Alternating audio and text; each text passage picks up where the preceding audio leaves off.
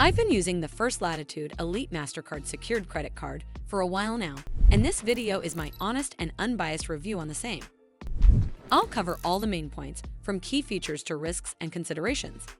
So by the end of this video, you'll have a better understanding of the First Latitude credit card.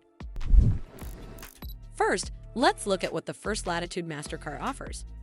This card is designed for individuals aiming to build or rebuild their credit. It requires a refundable security deposit starting at $200, which determines your credit limit. Additionally, cardholders earn 1% cash back on payments made toward their credit card balances, excluding the annual fee and security deposit. The card carries a $29 annual fee and reports to all three major credit bureaus, helping in credit history development. But is it truly beneficial? Let's take a look at its terms. The card offers a variable APR of 24.49%, which is relatively high compared to other secured cards.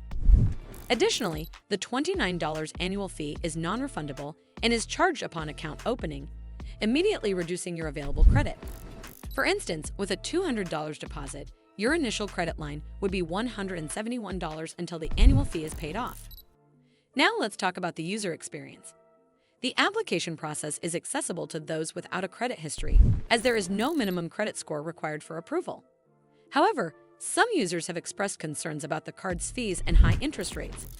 It's also important to note that to receive your security deposit refund upon account closure, you must mail back the physical card, which may be an inconvenience for some.